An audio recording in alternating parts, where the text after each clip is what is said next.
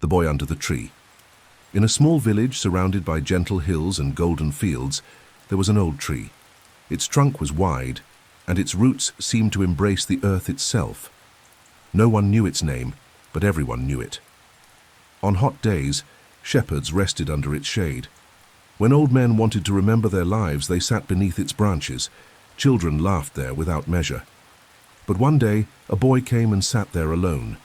His name was Eliab, and he was only 7 years old. His mother had told him something that morning.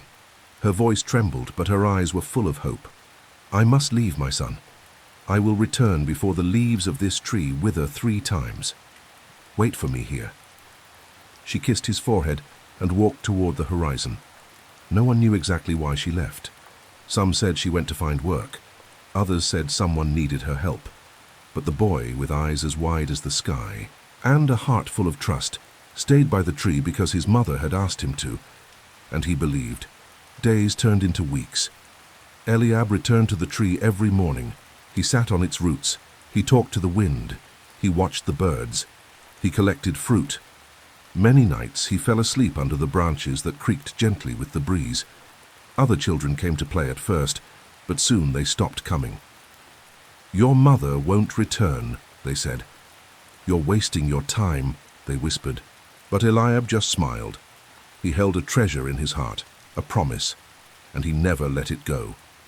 Months became years. The tree changed with every season. Spring brought new green leaves. Summer made them thick and full. Autumn turned them gold and red. Winter left the branches bare. And through it all the boy grew. He learned to write letters in the bark with a sharp stone. He learned to pray with his eyes closed and his hands folded. He learned to listen to silence as if it were a voice speaking to him. People in the village began to notice him again. "That young man has a promise in his heart," the wise ones said, but others still laughed. "He's crazy," they said. "He's a dreamer. He's lost in his imagination." But Eliab never stopped waiting, not because he was stubborn, but because of love. He had believed in words spoken with tenderness, and true love never doubts, even when the world moves fast. The years fell like autumn leaves. The boy who was Eliab became a man. His eyes stayed calm.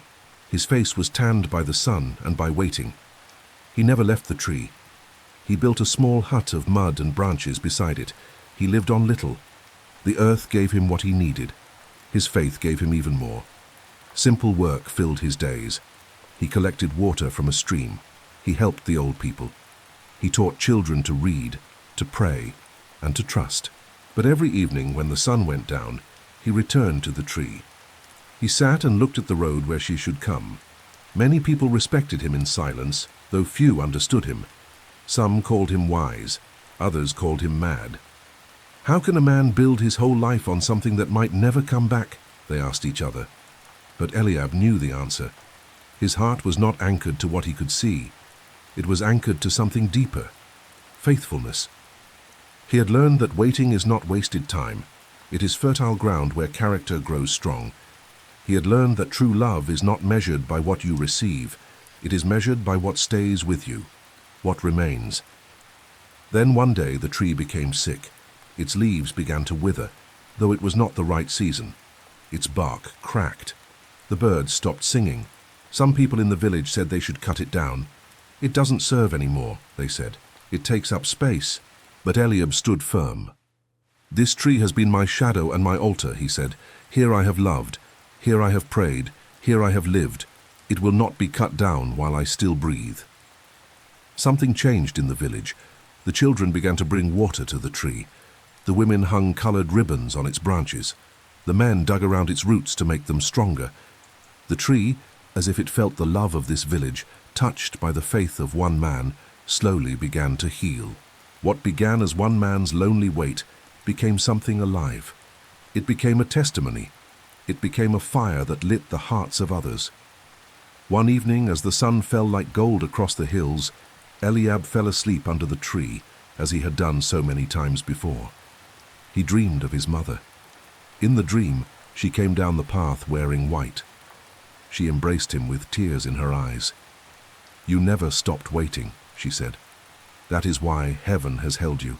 When he woke, he didn't know if it was a dream or a vision, but his heart burned with peace.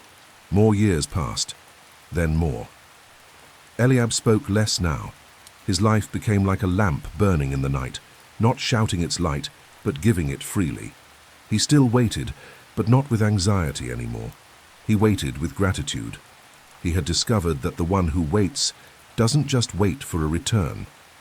He also transforms. Then one day came like all the others, with the cry of roosters and the soft breeze touching the branches. But something was different. The tree seemed more alive than ever. Its leaves shined, as if the dew had brought something more than water. Eliab, now old, woke with a light weight in his chest. He felt that something sacred was coming. He sat under the tree and looked at the road. But now he didn't look with the eyes of the boy he had been. He didn't look with the impatience of the young man who counted days. He looked with the peace of one who had loved beyond time itself. The village continued with its life. Children played, fields bloomed, but something in the wind seemed to hold its breath, as if even the earth was waiting. Then, in the distance, a figure appeared. She walked slowly but with a steady step. Her clothes were simple. A soft light seemed to surround her, as if the earth itself knew who she was. Eliab said nothing. He didn't stand, he didn't call out, he didn't run. He only smiled, and his eyes filled with tears. The woman came closer. Her face bore the marks of time, but he knew her at once. Time didn't matter, he whispered. The years didn't matter. The world changed, but love doesn't forget what is its own. She knelt beside him and took his trembling hands. "Forgive me for not returning sooner," she said, her voice shaking. Eliab looked at her with tenderness. "I never left," he answered. "I waited for you, and every day, even without seeing you, you were here. There was no blame, no questions, no judgment. Only this embrace, as long as the years, and as deep as the roots of the tree where we found each other again." Those who passed by that day swore the tree flowered like never before. New leaves appeared that knew no season. Eliab passed away soon after, in peace, knowing his wait had not been for nothing. And the tree stayed there, a witness to a faithfulness that conquered time, a sign that love that waits without giving up, even in silence, transforms the world. Since then, many have come to that tree, some to pray, some to speak their own promises, because they have heard the story of the boy who waited and never stopped loving. The lesson: when you believe in a promise spoken with love, wait for it. Don't let the world's hurry steal your hope. True love proves itself, not by appearing quickly, but by staying faithful. And faithfulness in the end always wins. The bread of dawn. In a quiet village far from the noise of the world, where seasons passed without hurry and days seemed to repeat in calm, there lived a widow named Elena.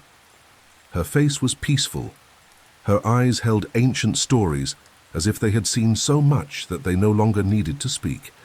Her small house stood at the end of a cobblestone street. Few neighbors passed by. The roofs nearby were covered with moss in winter and climbing flowers in spring. The air smelled like clean earth after rain. Elena's life was not easy, but it was dignified. She had lived alone for years. First, her husband became ill and passed away. Then, one of her sons went to rest with God. Her other son left seeking better opportunities in distant lands and never wrote back. Elena had learned to live with only what was necessary. She had no luxuries. Few people visited. Her income was small and uncertain, but she had something else, a simple faith, the kind that doesn't need big words or immediate answers. Every morning she woke early. She prayed in silence. Then she opened her door.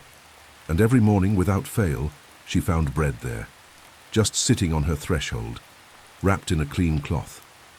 Sometimes it was wheat bread, sometimes rye, but it was always fresh, still warm, with that smell that fills the soul before it fills the stomach. That bread was her breakfast. Often it was also her lunch and dinner. It wasn't abundant, but it was enough, like the manna that fell in the desert, like a silent provision that never failed. For a long time, Elena didn't ask who left it, not because she didn't wonder, but because some things felt too sacred to question. To her, the bread was a miracle. It was a sign that she was not alone, that life still remembered her. Sometimes she would share pieces with a hungry child from the neighborhood. or with a thin dog that wandered by her door. She would break it with gratitude, murmuring prayers without words, then continue her day in peace. No one else talked about the bread. No one seemed to know where it came from, and Elena decided simply to trust. But time has a strange way of moving the heart. One day, without any real reason, Elena felt a stirring in her soul, a need to know. Maybe not to give thanks, maybe not out of curiosity, but simply to understand who had this invisible hand that thought of her every dawn, who, without receiving anything in return, took the time to prepare bread, wrap it with care, and walk to her door. That night, for the first time in years, Elena didn't sleep deeply. She sat by the window with a blanket over her shoulders. She watched her door in the darkness. The silence of the village was so thick she could hear the tick-tock of an old clock that had stopped working years ago. It seemed even time respected this moment. Then, just before the sky began to lighten, a figure appeared. She walked slowly as someone who knows the way. She carried a small basket in her hands. Elena held her breath. The figure moved closer. She bent down with difficulty. She left the bread on the cloth just like always. There was no ceremony, no pause, no sound, just an everyday gesture made with hidden love. When the figure turned to leave, Elena found her courage. She opened the door. The creak of it made the visitor stop. Elena, heart pounding, whispered a simple question that came out without thinking. "Why do you do this?" The figure turned slowly. Elena saw a face aged by years, but tender, overflowing with tenderness in her eyes. It was a woman even older than herself, someone the village had forgotten long ago. No one talked about her. No one visited her. Some said she had no family. Others said she had gone mad years ago. But there she was, her face framed by wrinkles like rivers of experience, a soft smile that seemed to ask permission just to exist. With a slow voice, the woman spoke.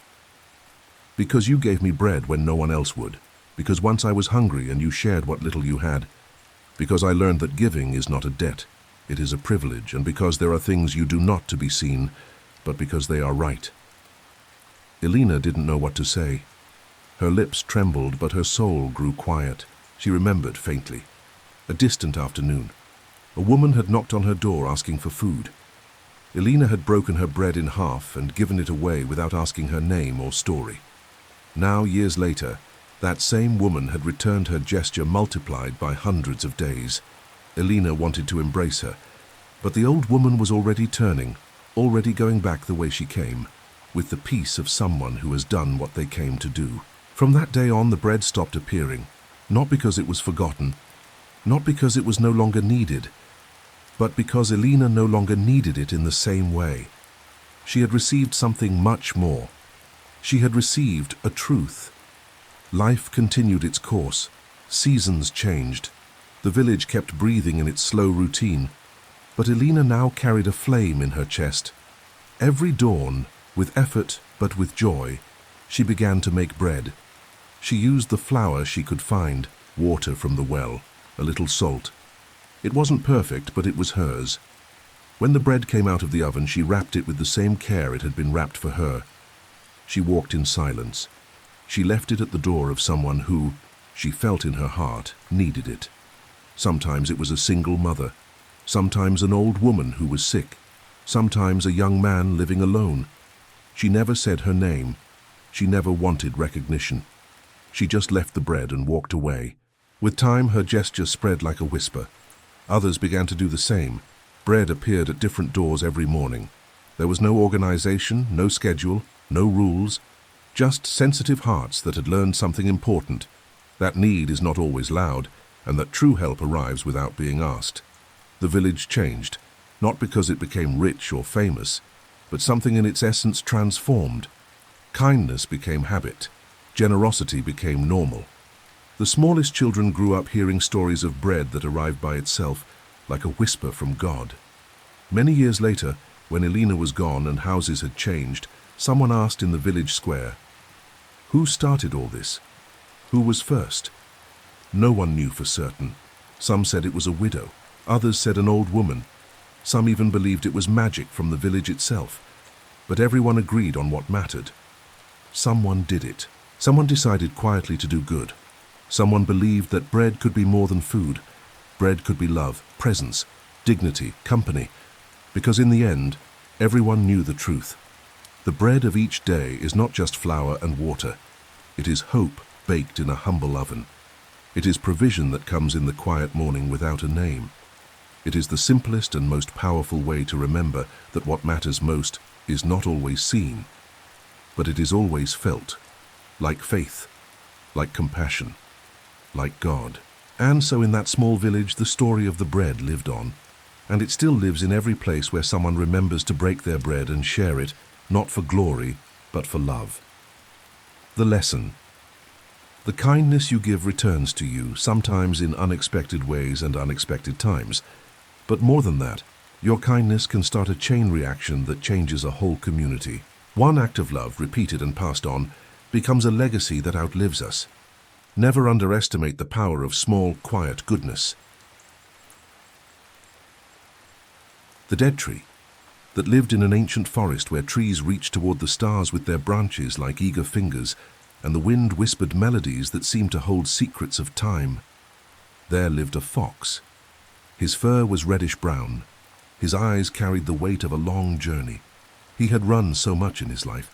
He had jumped across streams that shined under the sun. He had escaped storms that roared like wild beasts. He had chased dreams that disappeared like smoke between the trees. But time, relentless and patient, had slowed his steps. His paws, once light as wind, now moved with effort. His heart beat with the tiredness of days without a place to rest. The forest, though full of life, was not always kind. Winters bit with teeth of ice. Summers dried the streams until only dust remained. Safe shelters were as rare as moonlight on a cloudy night. The fox longed for a place where his tired body could find peace, a corner where the world would not ask more than he could give. One afternoon, as the sun slid toward the horizon, painting the sky with fire and amber, his eyes found something, a dead tree at the edge of the forest. Its branches were bare, like bones polished by time. There were no leaves dancing with the breeze, no fruit whispering promises, no green shade, no bird songs, just a twisted trunk that seemed to have forgotten what it meant to be alive. But in its silence, something called to the fox. Exhausted, he moved closer and curled up between the exposed roots.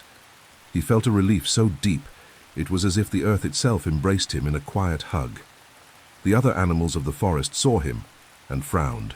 "That tree is dead," croaked a raven from a distant branch. His voice was sharp like a sharpened stone. "It won't give you shade. It won't protect you from rain. Find another place, one worth your time." A rabbit hopping nearby laughed. "Why waste your time there? That trunk is just a memory, a skeleton with no life. Even a deer would find better." A deer, with his tall antlers and gentle voice, came closer. "Fox, the forest has strong trees with leaves that sing and roots that drink deep. This one won't hold you when the wind blows strong." But the fox, with a calm that seemed to come from somewhere deeper than his tired bones, did not answer. Day after day, he returned to the dead tree. There he found a silence that held his soul, a shelter that, though humble, offered him a peace that the leafy trees could not match. He didn't know why, but something in the quiet of those bare branches made him feel he belonged, as if the tree was keeping a whisper he hadn't yet heard. The animals kept passing by. Some looked at him with pity, others laughed. "Foolish fox," they said. "You cling to a pile of dead wood." But he did not move. His tired eyes began to shine with a faint spark, as if they sensed something the others could not see. Weeks passed.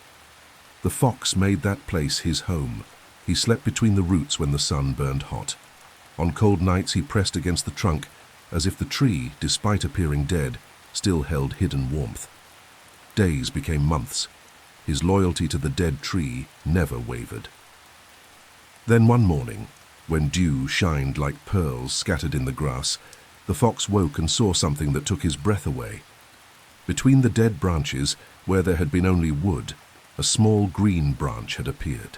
It was tiny, a whisper of life, with tender leaves that trembled in the breeze as if greeting the dawn. The fox looked at it with his heart pounding strong. like he had found treasure. How could this be? The tree everyone had said was dead was showing a sign of life, a glimmer of green in the dryness. The news spread like a murmur through the forest. Soon the animals came to look. The raven, the rabbit, and the deer all stopped in front of the tree, eyes narrowed. "It's just one branch," said the raven, shaking his wings. "It means nothing. A dead tree cannot come back to life." The rabbit, jumping nervously, added, "It's a trick of nature, fox. Don't fool yourself." But the deer, quieter, looked at the green branch with doubt in his eyes. The fox, however, did not share their doubt. Day after day he watched the branch grow. It stretched slowly, opening its leaves like fingers reaching for the sky. Then a second branch sprouted. Then a third. The dead tree that everyone had dismissed was coming back to life.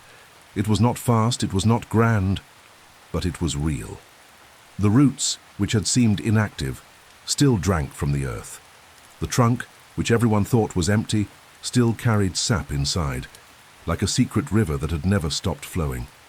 The fox felt something new in his chest, a quiet certainty, a truth that needed no words. What looks dead is not always dead.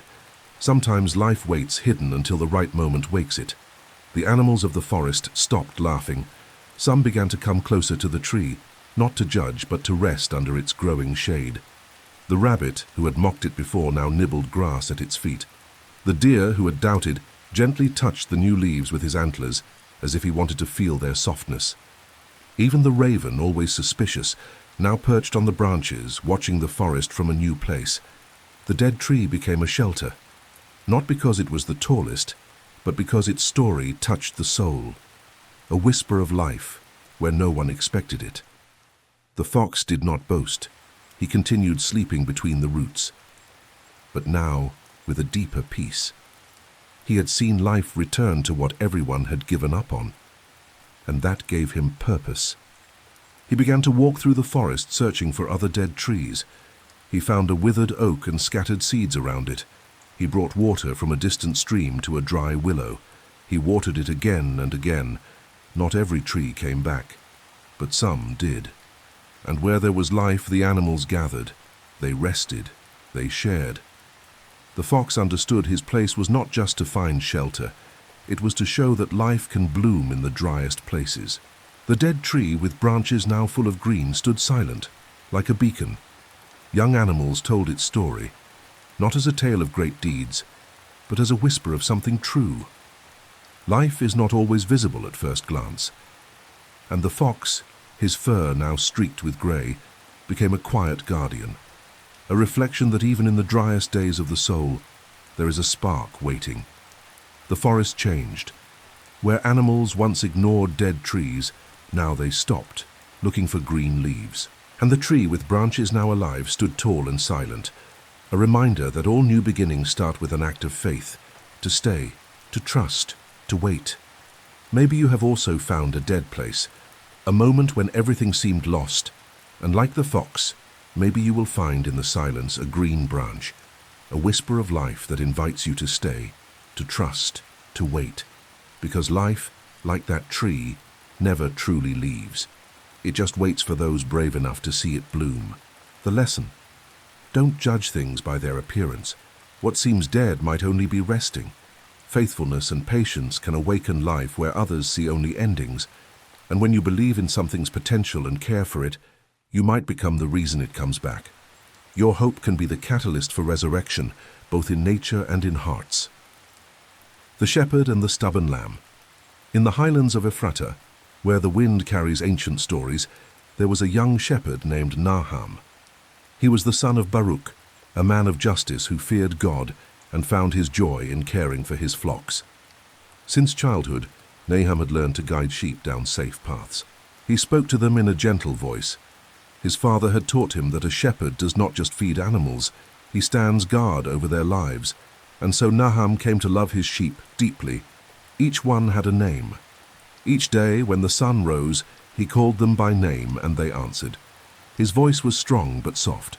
His staff was never used to hurt, only to guide with love. In his flock was an old sheep called Duna, wise and obedient. There were young lambs too, eager to learn, but one stood out, a lamb named Elam. His wool was white as snow, his eyes shined like the dawn. He moved with grace, but his heart found no contentment in what he had. From the beginning, Elam questioned the shepherd's ways. When Nahum stopped beside a small stream, Elam thought, "Beyond this there is a great river. Why don't we go there?" He followed the flock each day, but his soul was not with them. There was a secret desire burning inside him, to leave and try things on his own. Nahum noticed. More than once he came close to Elam. He touched his head. "I know you, Elam. I know what you think before you act. Don't go away. What looks attractive can hide thorns. I don't limit your path out of jealousy. Beyond lies danger. Trust me." But Elam did not listen. His heart burned with pride. "Why should I trust blindly? Don't I have eyes to see? What does the shepherd know that I cannot discover myself?" One afternoon, Nahum led the sheep toward the valley of the east. The path was narrow but safe. When they arrived, the flock rested. Nahum climbed a high rock to watch. This was Elam's chance. He separated in silence and walked toward the northern hill. "Today I will be free," he repeated. "Today I will prove the shepherd was wrong." When he reached the top, he was amazed. Fields of flowers, butterflies dancing, a stream that shined like crystal. "I knew it," he cried. "Here is more beauty than everything the shepherd showed me." He ran and jumped, but soon the shadows began to move. The butterflies disappeared, the flowers closed. From the forest came an howl, then another. Elam stopped. The wind blew colder, the ground became muddy. Yellow eyes watched from the darkness. Wolves. Elam trembled. He ran. He stumbled. He fell near a rock and hid, dirty, scared, wounded. Why did I leave? Why didn't I listen? Why did I think I knew better? Meanwhile, in the valley, the sun began to fade. Nahum called his flock. They came one by one. But when he counted them, his voice stopped. Elam was not there. Without waiting, Nahum left the flock. He took his staff and cloak. He walked toward the northern hill. Though darkness was coming, he knew every step. Pain didn't matter. Danger didn't matter. His lamb was lost. He had to find him. He climbed through thorns. He crossed the forest. He went down into valleys. His voice echoed. "Elam! Elam! My son, where are you?" Only silence answered. He searched all through the night. At dawn, still without sleep, he kept searching. 3 days passed. On the third day, when the sun barely broke through morning fog, he heard something weak, a bleat. He ran toward the sound. Between two rocks covered in dirt, with a wounded hoof and eyes full of tears, was Elam. "I was wrong," Elam said. "I left. I don't deserve your search." But Nahum did not scold him. He knelt down. He took the lamb in his arms. He held him tight. "I searched for you day and night," he said. "I didn't sleep, I didn't eat, I didn't rest until I found you. My love for you doesn't depend on your obedience. You are mine. That is why I carry you now on my shoulders." He wrapped Elam in his cloak. He cleaned his face with water. He carried him back to the valley. When they arrived, the other sheep were amazed, but Nahum would not allow judgment. "This was my lost lamb. Now he has been found. We will celebrate for him." He bandaged the wounded hoof. He gave Elam soft food. For several days he kept the lamb close until he grew strong. From that day on, Elam was changed.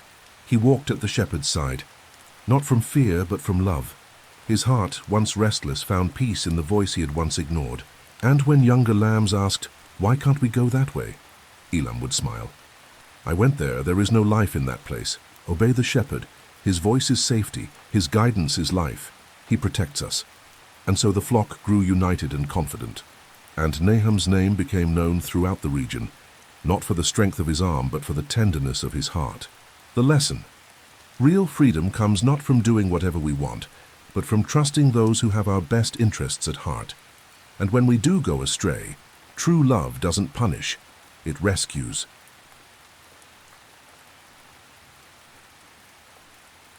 The Little Donkey of Bethlehem.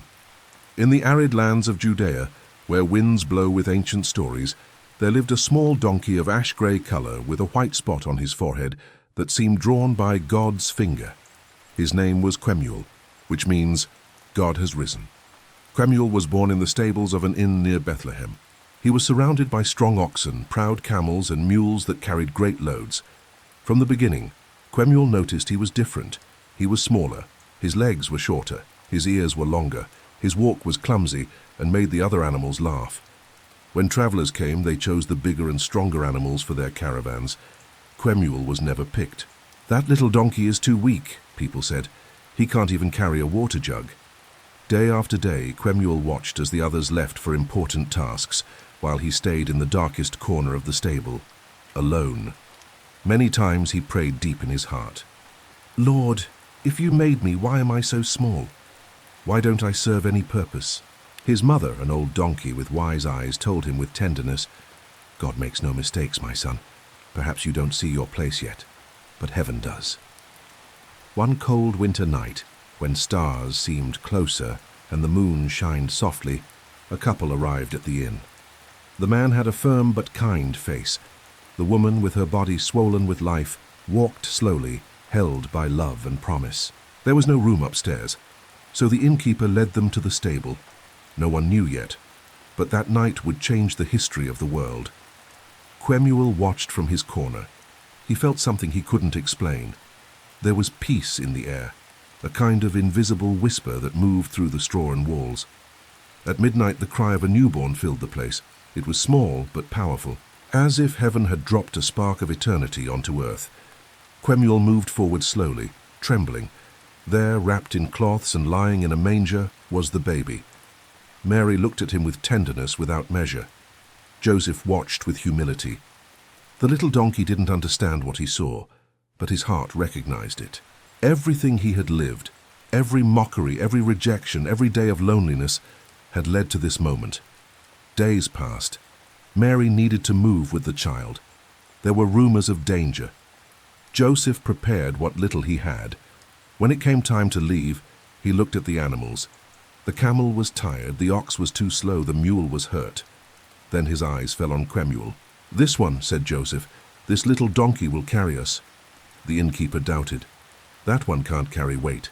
He's clumsy." But Joseph answered calmly, "I don't need strength. I need humility and willingness." And so the donkey everyone had despised was chosen to carry the salvation of the world. Mary was placed on his back. The child, wrapped in blankets, rested against her. Quemuel trembled, but he moved forward. His steps were uncertain, but he didn't stop. Each step was a prayer.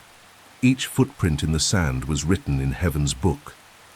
Along rocky paths, the donkey remembered every time he wanted to be like the others. But now he understood. He was not made for visible greatness. He was made to carry the greatest glory and greatest silence. When they arrived in Egypt, they found a new stable to rest. There were other animals there too, bigger, more beautiful. But none had the story he carried in his soul. Time passed. The child grew. And when the day came to return, Quemuel carried them back again. In Bethlehem, some recognized him. "That's the donkey that left with that family. But there's something different about him now. A light in his eyes, a peace in his walk." He didn't seek recognition. He only obeyed, because he had known the Messiah, and that had changed him forever. In his last years, he told his story to the younger ones. "I carried Jesus when he was a baby," he would say. Some laughed, others didn't believe. But there was a truth in his voice that silenced all mockery. It doesn't matter if you're small, slow, ignored. If your heart is willing, God can use you to change the world. When he died, a star appeared above the stable. Some say heaven received him with a gentle song. From then on, when new donkeys were born in the lands around Bethlehem, the old ones told them, "Remember Quemuel. Not everyone can carry kings, but everyone can carry hope." The lesson: your weakness is not a disqualification, it is preparation. The smallest, most overlooked person can carry the greatest purpose. Humility and willingness matter more than strength and visibility.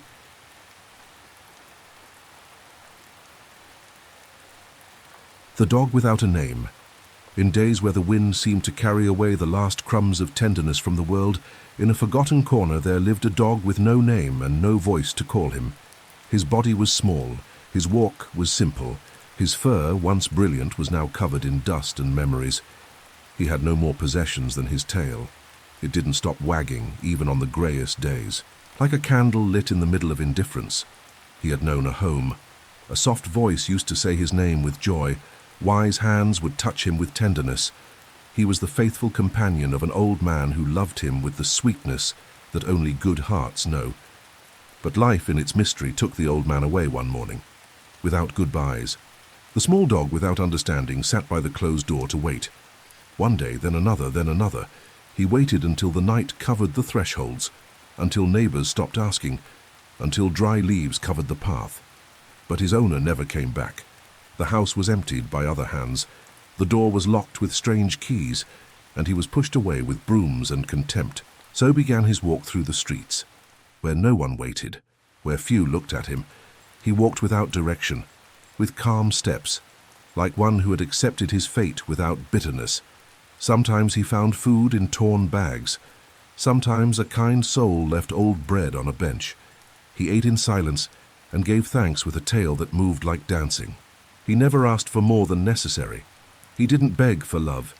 He just was. There were those who pushed him away with anger. Some yelled, others threw stones. Cruel children played at making him run. But he didn't respond with barks or fear. He would lower his head, take a few steps back, and keep going with calm. He knew no resentment. He had been loved once.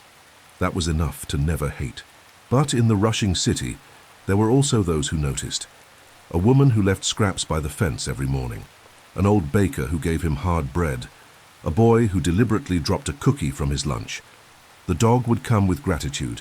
He would take the food carefully. He would thank with a look so pure that people felt something shift inside them. One soft afternoon, the dog found a child in the park, playing with a ball. The child laughed, throwing his ball to the sky, and the dog, remembering games with his old owner, ran after it. He brought it back. He pushed it with his paws. The two began to play like old friends reunited. The child laughed so hard. For a few moments, time stopped. The world was good. But then a man came closer, a man with a hardened face and firm steps. He confused the dog with a threat. His voice thundered, "Get away from here, dirty animal." The dog stopped. He looked at the man with the same eyes he had looked at the old man who loved him. He didn't understand the anger, but he didn't judge it. He lowered his ears, he stepped back with respect, and he left. His tail still moved, though slower now, because in his heart, even in rejection, there was only peace. Days continued. Seasons turned. Cold began to touch the streets. Nights grew longer. But the dog kept going, faithful to life, like a lamp that refuses to go out. One morning, covered in fog, desperate cries filled the air. It was the same man from the park, running through the streets calling his son with a broken voice. "Simon, Simon, answer me, please." He held a small worn puppet. His eyes were red. His face was no longer hard. It was desperate. He had lost the boy. The dog lifted his head and followed the sound. He started barking with insistence, jumping, turning in circles, smelling the air. The man saw him, but blinded by anguish, pushed him away roughly. "Go away, I don't have time for you." The dog was not offended.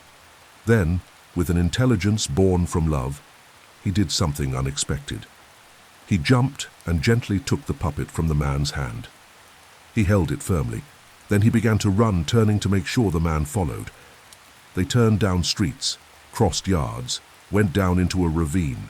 The dog didn't stop. His sense of smell guided him. His heart beat with faith. Finally, they came to an empty lot covered in dry grass and broken branches. There, among the bushes, in a small hole in the earth, the boy was hurt, crying in silence, unable to move. The man fell to his knees. He lifted his son with strength. He embraced him hard. He kissed him and cried. The boy smiled weakly. "Dad, the dog found me." The dog, now in silence, began to walk away. Its task was done, but the man's voice, now broken and new, called out, "Wait, Please, wait." He came closer with his son and knelt down. He touched the dog with trembling hands. "I'm sorry, I have been hard and unjust. I didn't see the clean heart you had. I dumped on you the pain I didn't know how to carry. I lost my wife not long ago and I filled myself with rage. And you were better than me. You loved without expecting anything. You saved my son. You saved me." The boy hugged the dog and kissed his head. The man took a deep breath. "From now on, you are called Noam, because your gentleness was light in my darkness, because your faithfulness is grace, because you without words taught me to love again." And so the dog without a name became Noam, the one who brought comfort. He lived as part of a home that was restored. His smile never faded, his tail kept dancing, because he never stopped believing, and his story was written in hearts. The story of one who loved without being loved until his love conquered. The lesson: true love is not about receiving recognition. It's about remaining faithful and kind even when the world is harsh. Your gentleness can soften the hardest heart. Your faithfulness can heal the deepest wound. Never underestimate the power of quiet, persistent goodness.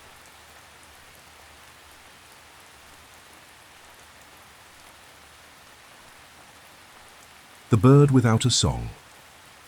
In vast skies that stretched over the fields of Heres, where dawn bloomed like a hymn woven with threads of light, there existed a blessed forest, a place where creation seemed to pause to praise the Creator. The trees stood tall as living columns. Their branches reached toward heaven. Their leaves danced with divine breeze, whispering ancient secrets. Every morning, birds filled the air with song. Larks lifted their voices high and crystal clear. Nightingales sang melodies so sweet they caressed the soul. Goldfinches wove trills that sparkled like jewels. Every winged creature had its own song. All of them used it to glorify God. Among this symphony lived a small singular bird named Leor, which means my light. His wings were agile. His eyes shined like polished pearls. His plumage was brown, speckled with golden reflections. Everything about him was harmony and beauty. But there was something that set him apart. Leor could not sing. Since breaking from his egg, his parents waited with tenderness for his first trill. They taught him patiently, showing him how to open his beak and let air vibrate in his chest. But no matter how hard Leor tried, no sound escaped his throat. At first, his parents hoped it was temporary. "Perhaps his song will bloom later," they said. But weeks became seasons. Seasons became years. And Leor's voice remained absent. The other birds began to notice. Some whispered between branches. Others laughed openly. "What is a bird without song?" they asked with disdain. "He cannot praise. He cannot contribute. He is like a drum without sound." Those words fell like stones on Leor's heart. Every dawn, when birds raised their voices in glorious chorus, he felt invisible and unable to join the praise echoing through the air. He flew away to lonely branches. In the nights he opened his beak toward the starry sky and tried to sing in silence. Deep inside he whispered, "Lord, why am I this way? Why don't I have what the others have? Did you forget me?" Tired of mockery, Leor decided one day to leave the forest. He flew far, crossed green hills, and passed a stream that murmured like an echo of the song he did not possess. He came to a silent clearing, a place with no laughter, no expectations. There on a dry branch he closed his eyes and decided not to return. "Here I will be only what I am," he thought, without pretending, without failing. But as he sat in that silence, a strange sound broke through. It was not a bird's song. It was the cry of a human. Leor looked from his branch and saw a boy sitting at the base of a rock. His face was hidden in his hands. His clothes were torn. His look reflected pain so deep. Something in Leor's small heart shook. He recognized something in the boy's suffering that echoed his own. With caution, he came down and moved closer. The boy lifted his head. His eyes were red from tears. "You are alone too," the boy said softly. "I don't fit anywhere. Everyone says I'm different. That I'll never be like the others." Leor didn't understand the words, but he recognized the weight of sadness. Something inside him broke and ignited at once. He opened his beak. A sound came out. It was not a majestic trill. It was not a perfect melody. It was a soft whistle, trembling like the first breath of a song from the deepest part of his soul. The boy heard it and went silent. Then a shy smile lit his face. "That is beautiful," he said. "I have never heard anything like it." For the first time, Lior felt a peace he had never known, not because his song was like the others, but because it had touched a heart. From that day on, he returned to the clearing every morning. The boy came too. The boy talked about his dreams, his fears, his broken hopes. Lior offered his song, brief, imperfect, but full of truth. The boy began to sing as well, their songs intertwined in a delicate duet, without rules, without sheet music, a praise born from the heart. One morning, a white dove descended from the sky like a ray of light. She spoke with a voice woven from threads of eternity. "Lehor, the Creator, gave you a unique voice, and you, boy, were created with purpose even in your difference. This meeting was not chance, it was divine." The dove rose and disappeared among the clouds. Lior returned to the forest with new understanding. His value was not in sounding like the others, it was in being faithful to what he was. At first, some birds mocked his unusual song, but others listened, moved by the strength of his humility. Young birds began seeking him out. "Master Lior, my voice is different. Can I sing with you?" And he always answered, "Your voice was created with intention. Give it to heaven just as it is." Soon a group of unique birds formed around him. Each sang in its own way. Their melodies filled the forest with new beauty.